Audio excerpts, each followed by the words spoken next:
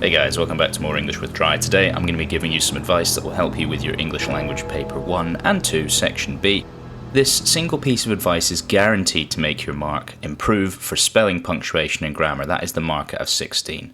I'm going to give you 3 sentences here. Tell me what the problem is. The first one, the cold wind whistling through the trees. Sentence 2, the angry fire crackling in the grate. And sentence 3, the hideous shrieking of rats echo up and down the sewer. Now, these 3 sentences are all lovely in theory for your descriptive writing, but have one key problem that I'm going to show you now. For this first one, we'd have to add was after wind. For the second one, is after fire. And for the third one, we would have to change echoes so that it is not echoing, but however is in the present tense form. Okay, now these are very easy changes, you can agree, simply to make your sentences accurate. Now this is what I like to call the ing mistake. Now this is something that loads and loads of students and probably a lot of adults make.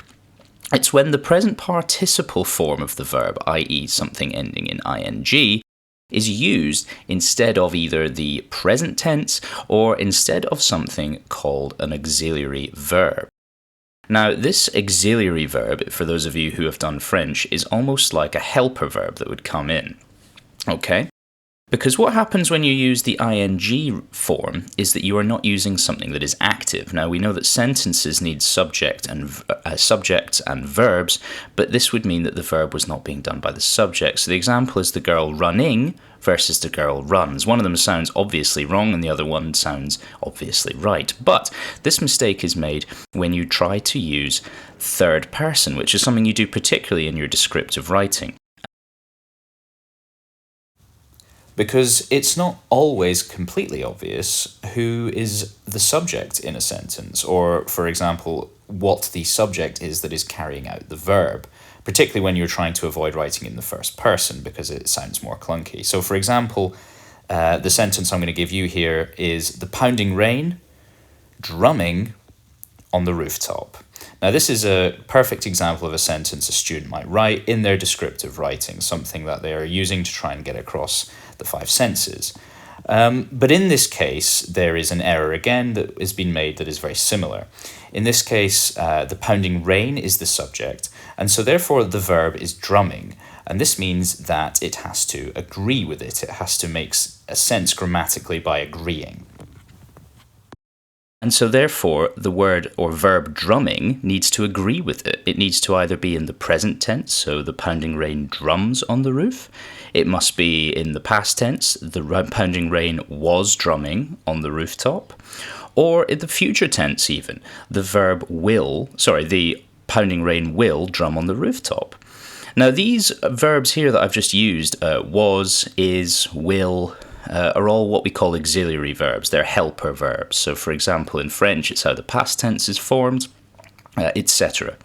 So for example, here, as we've said, the pounding rain was drumming on the rooftop. Okay, it's that thing there where the auxiliary verb actually functions as the verb in the sentence. So drumming, while it might seem like a verb, a doing action, is actually, if you want to keep it in its present participle form, i.e. ing, you need to add this auxiliary verb. So that is the thing that they're doing, because then therefore was and will be, it's actually they're just past and future and present versions of the verb to be, is. So, I am called, for instance, there.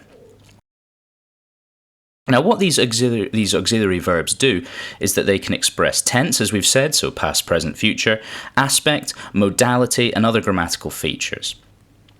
However, if you wish to keep your verb in the ing form, you must use one of these things. However, another way to do it, and this is perhaps a way to make your writing maybe less clumsy or not adding in extra words, is that you modify the verb so that it agrees with the subject. Now, this would be removing the ing form. Now, this is not a particularly difficult task. It just means, the English language is one of the most simple languages for verb endings. They're so similar. So, for example, here, the rain drumming on the rooftop becomes the rain drums on the rooftop, as I said previously. Now what this does is it makes the sentence grammatically correct because the word drums there becomes the verb that is being done by the subject of the rain. I hope you found this video helpful. Make sure you like and subscribe and stay tuned for more grammar.